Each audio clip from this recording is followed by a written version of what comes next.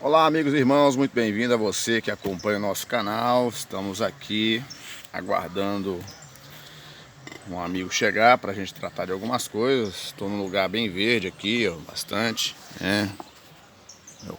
Ali, carro, tal. Eu vou aproveitar para me almoçar, né?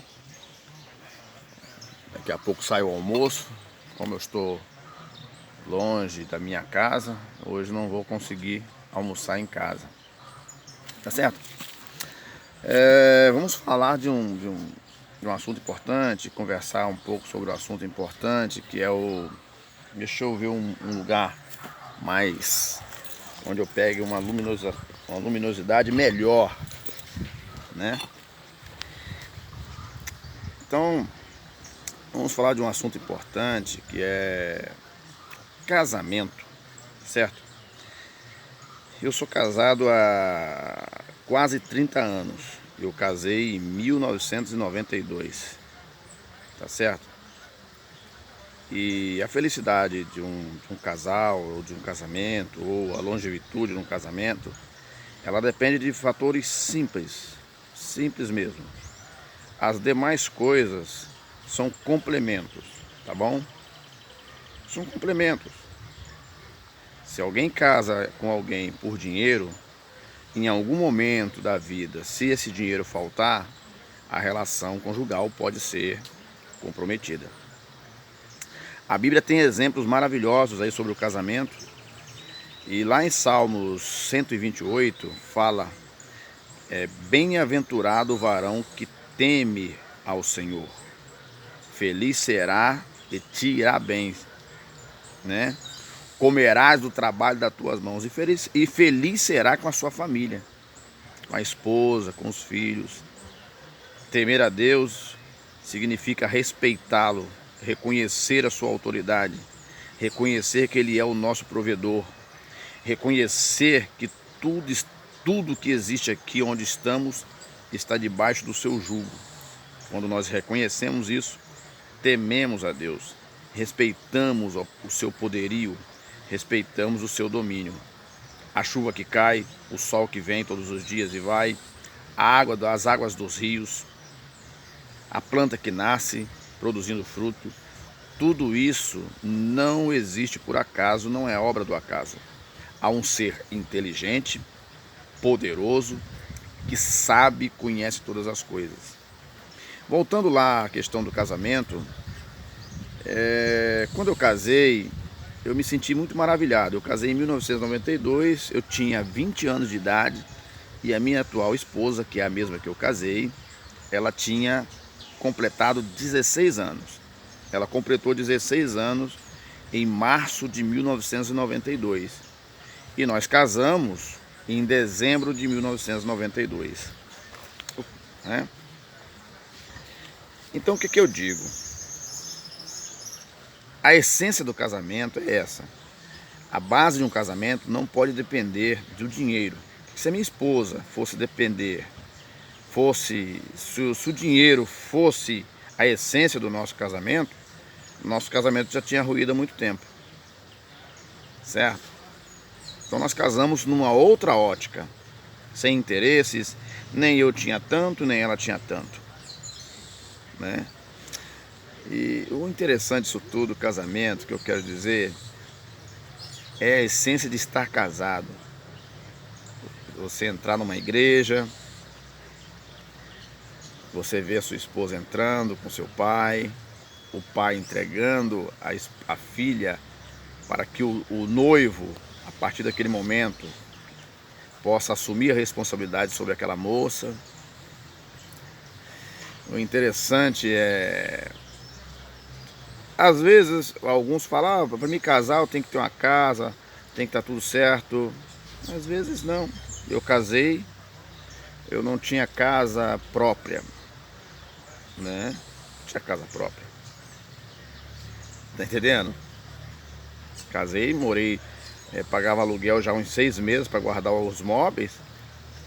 E pagava aluguel em 6 meses para poder guardar os móveis na casa. E a casa tinha 3 cômodos, uma sacada e um banheiro. Então no final era o quarto, no meio era a cozinha e no início era a sala. Então era assim a minha casa. Não tinha geladeira. E nós vivíamos muito bem, não tinha sofá, nada disso. Passamos a ter essas coisas depois. Mas casamos. Casamos com o básico, com quarto e cozinha, que é o básico de uma casa para quem está iniciando. Mas a essência do casamento, ela é interessante porque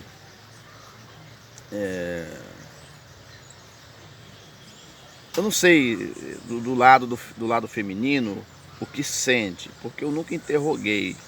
Mas do lado do homem, dele se sentir responsável, né? Trazer para casa o salário, o primeiro salário dele depois que ele casou, né? Ir na esposa, ir no supermercado, fazer a compra. A esposa, quando ficar doente algum dia ou com febre, levá-la no médico. Isso é uma essência muito gostosa. Claro, você não quer que ninguém fique doente. Levá-la no médico, ir na farmácia comprar o remédio, né? Viver as dificuldades, né? Porque hoje se fala muito nas relações do casamento, de como viver bem com a esposa, de como tratar a esposa, tudo isso, como o marido deve ser tratado pela mulher, como a mulher deve ser tratada pelo homem, tudo isso é evidenciado hoje com muita ênfase. Há N trabalhos aí na internet, ou de homens valorosos que gastam, ou que têm o seu ministério voltado para isso. Eu acho interessante, que ajuda muito. Mas um casamento, ele é bom, ele precisa ser evidenciado em coisas simples, né? Aquela essência gostosa de você sentir-se um senhor, né? Foi assim que aconteceu comigo. A mulher se sentia uma dona de casa, uma senhora. E é interessante isso. O aluguel, o desafio de pagar o aluguel.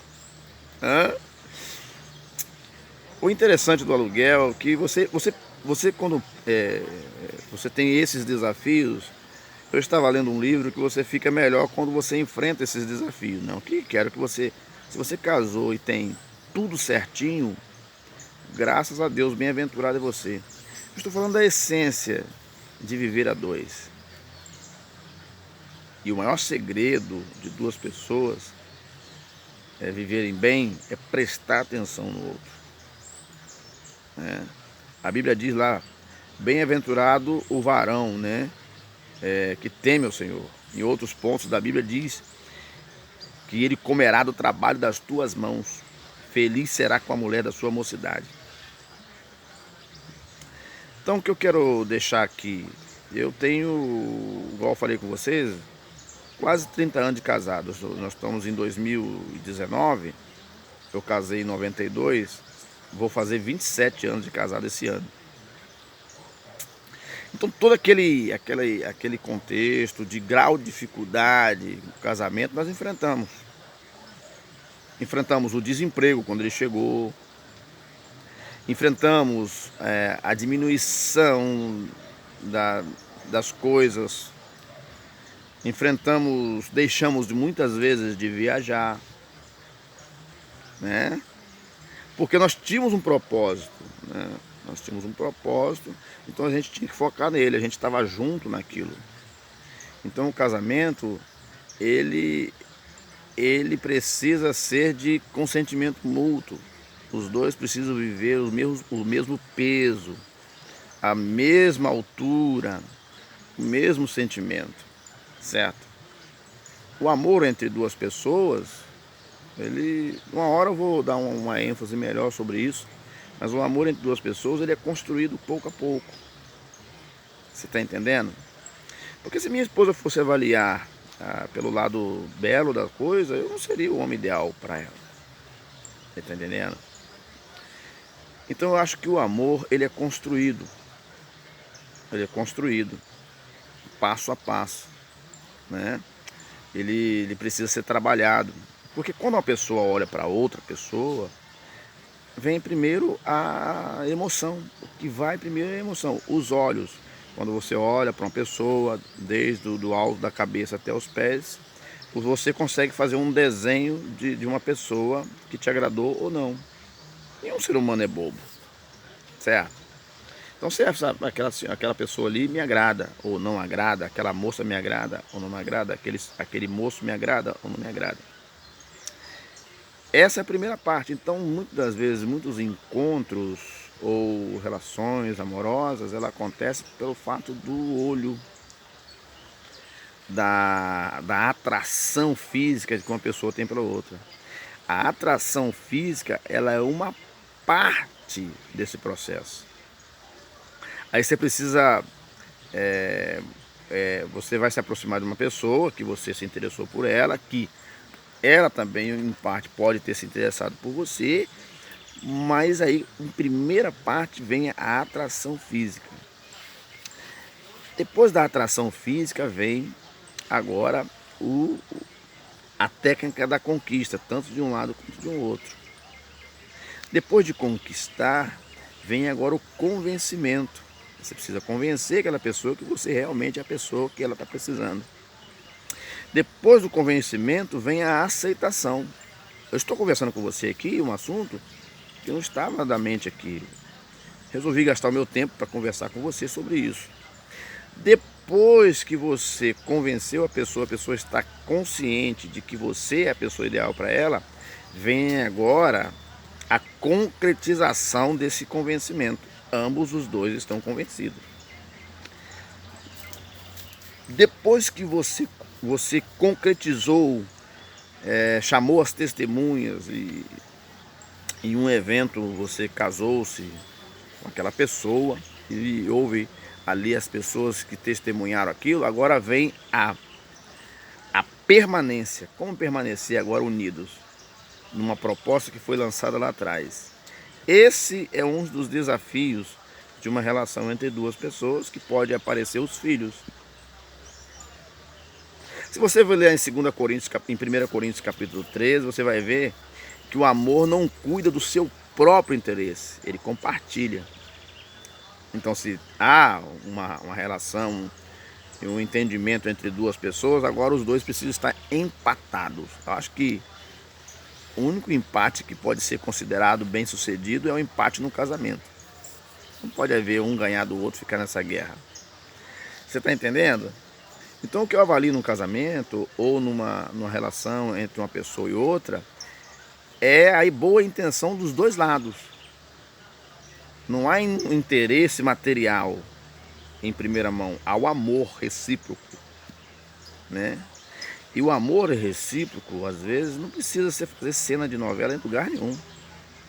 Para quem se ama, tem gente que faz cena de novela aí, mas não. Então estou falando, veio o convencimento, do convencimento veio a concretização, que os dois conseguiram chegar à conclusão: não, vamos casar porque é você que eu preciso, é você que vai ser a mulher da minha vida, é você que vai ser o homem da minha vida. Chegamos a um ponto, vamos amar, comunica a família, nós vamos casar, vamos se preparar, começar o propósito do casamento e assim vai. Depois que casa, depois que assume a união conjugal entre o Estado junto com o Estado que eu falo é aquele que justifica o seu casamento, você vai no cartório, registra o seu casamento. Até ali, interesses nenhum estão em jogo. Quando há interesses de jogo, em algum momento da história, isso vai aflorar e esse amor, propriamente dito por alguns, ele vai estar estremecido. Ou nunca existiu. Foi apenas um interesse. Depois que ele casou, acabou a festa, acabou a conversa, agora você e sua esposa ou o seu esposo seguindo o caminho sozinho. Tá entendendo? Vem o aluguel, para quem paga aluguel, vem o supermercado, vem a farmácia, vem o açougue, despesa com transporte. Todo um contexto que o seu salário, que os seus rendimentos vão estar envolvidos naquilo. Por isso que a pessoa precisa estar com a cabeça no lugar. Porque se ele olhar para a mulher, o rapaz olhar para a moça e falar assim, é essa moça que eu quero, mas somente com a atração física, não conseguirá viver por muito tempo. Ele vai querer casar, resolver o seu problema ali, de ter uma moça, daqui a pouco ele sai fora ou ela sai fora. Então é muito bom, para mim que já estou casado há um bom tempo, há quase 3 décadas, eu vivi o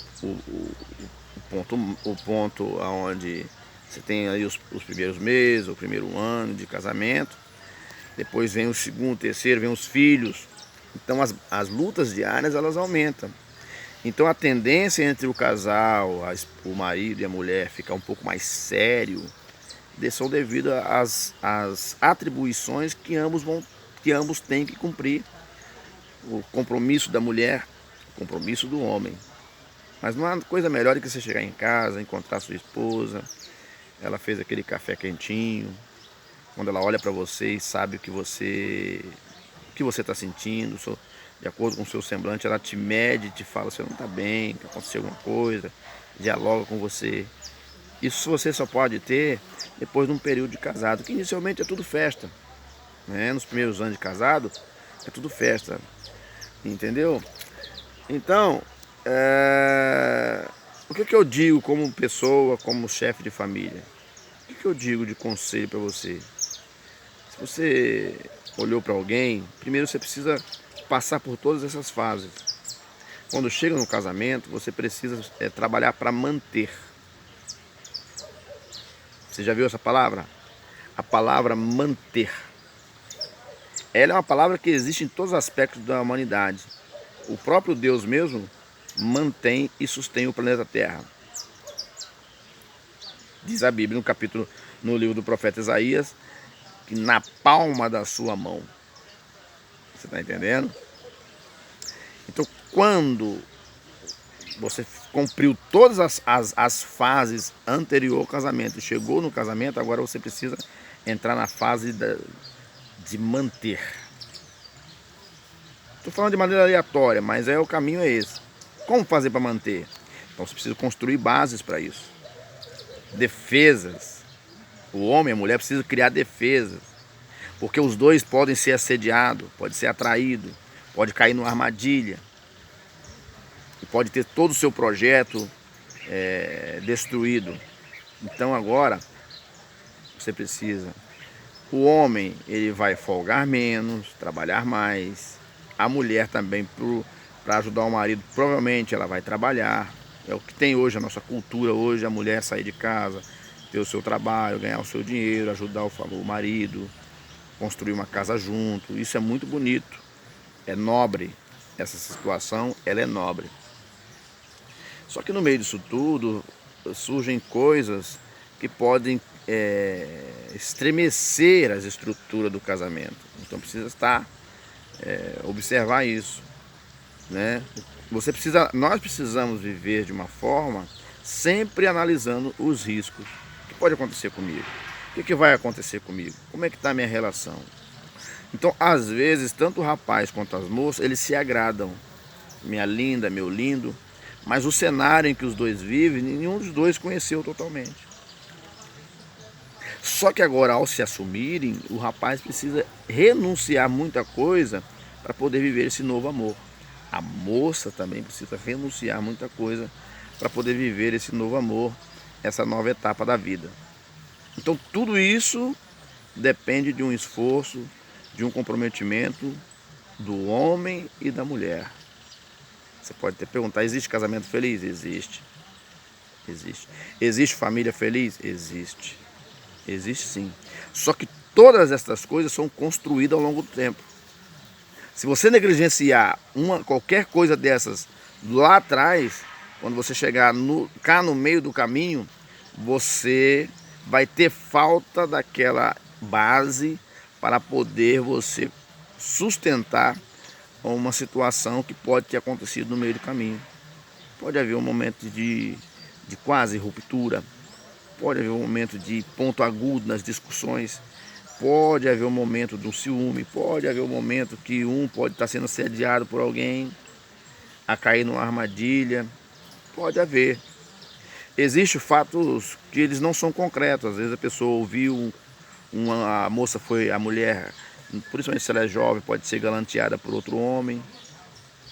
E tudo isso, mas se ela não se envolveu, amém.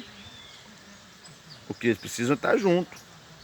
O homem pode ser galanteado por outra mulher, mas se ele não teve envolvimento, não, tanto em ambos os lados, então a gente precisa repensar agora a nossa vida. Olha, se você está sendo galanteada, ela também, o que nós podemos fazer para poder a gente suportar isso e a gente manter o nosso amor vivo, a nossa união viva, a nossa geração garantida no futuro.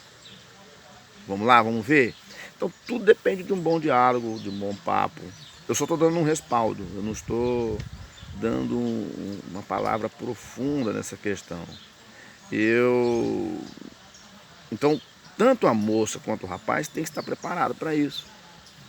A menina que casa com o rapaz que depende do emprego para viver, para se manter, ela tem que saber, se ele ficar desempregado, eles podem ter diminuição das coisas. Não é verdade? Hoje as pessoas vão ao cinema, vão numa lanchonete, vão num passeio de fim de ano, ou num evento qualquer. As pessoas, é muito fácil hoje ter o seu próprio carro, mas é momento que vai ter que ficar sem. E tem que estar preparado para isso. A essência do casamento é viver essas situações adversas constantemente. Uma coisa que não deu certo, um projeto que não deu certo, uma situação que deu errada. Isso não é o fim do mundo. Nós temos que superar cada coisa a seu tempo. Às vezes o outro vai na nossa frente e nós ficamos. Aí vem aquele questionamento, às vezes, lá, fulano foi, mas nós não fomos. Por que acontecendo? Que excomungado que nós somos. Não. Então nós temos que observar essas coisas, saber que cada homem tem a sua história. Olha só, as pessoas podem viver histórias parecidas, mas igual não. Parecer não é igual. Tá certo? Você pega dois carros e bota pertinho do outro, mesmo modelo, mesmo ano, eles de pintura tão parecidos. Mas pode olhar na quilometragem lá que um está mais rodado do que o outro. Por quê? Você pode olhar na estrutura do carro que um frequentou terrenos irregulares, o outro enfrentou o asfalto.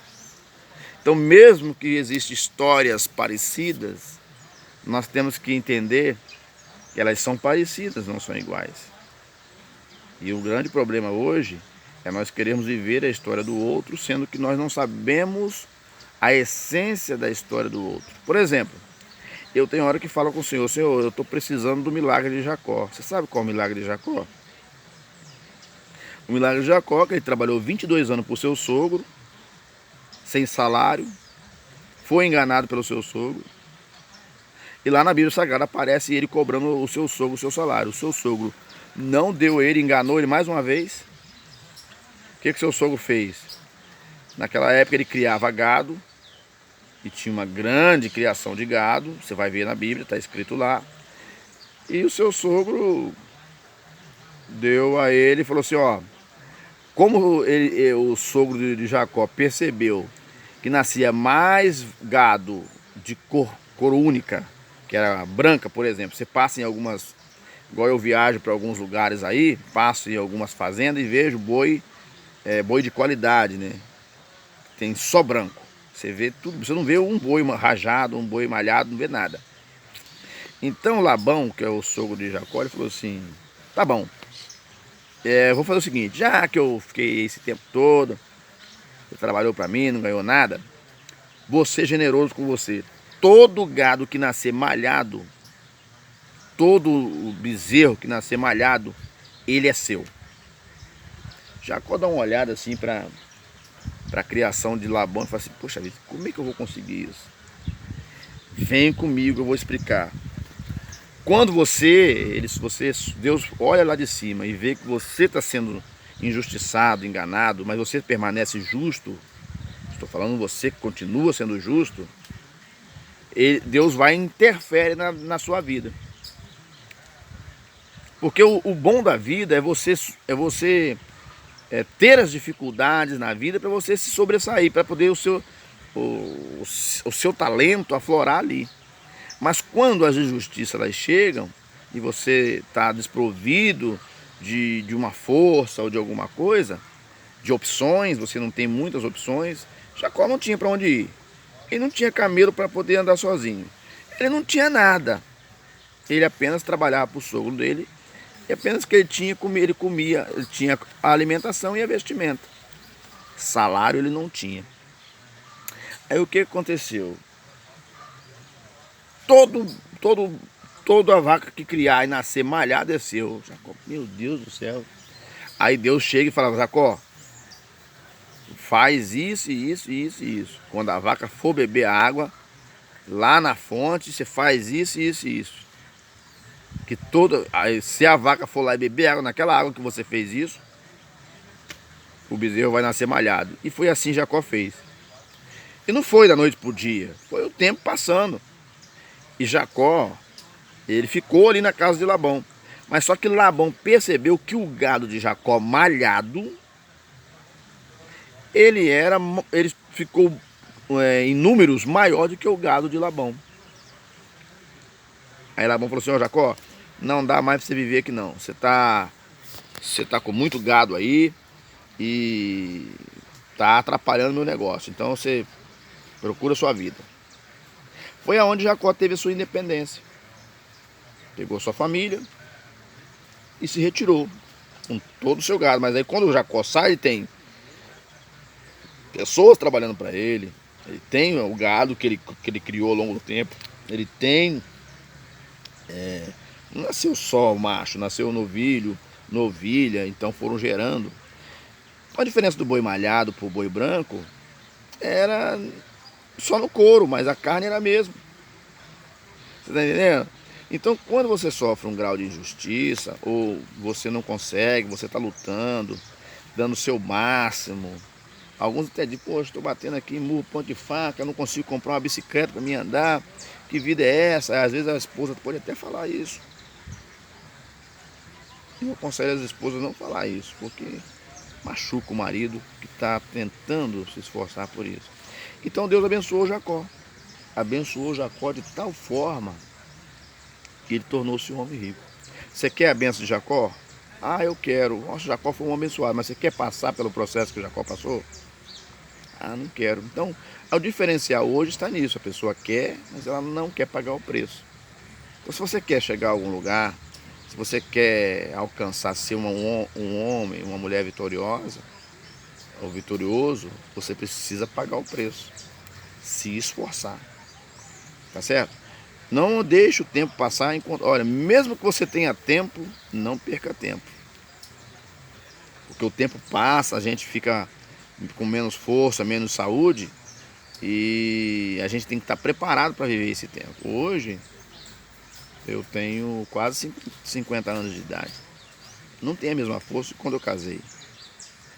Mas Deus me abençoou de uma forma que eu tenho como, do meu trabalho, tirar o meu sustento. Então faça isso. Lute para que a essência do casamento ele seja muito mais evidenciada. O casamento não é esse monstro que a sociedade atual ou alguns pensadores atuais colocam, que querem destruir o casamento, desqualificar o casamento, a união entre um homem e mulher, e aprovam outras uniões aí que podem comprometer a estrutura da nossa nação, da nossa família. Então nós precisamos ter um pouquinho de juízo e coerência para que nós possamos viver uma vida feliz. A felicidade, ela não se encontra da noite para o dia. A felicidade, ela é trabalhada. A paz é trabalhada, tudo é trabalhado. Tá certo? Eu agradeço você aí por ter paciência em me assistir nesse bate-papo. A gente volta a conversar numa próxima oportunidade. Deixa eu ver se o almoço saiu ali.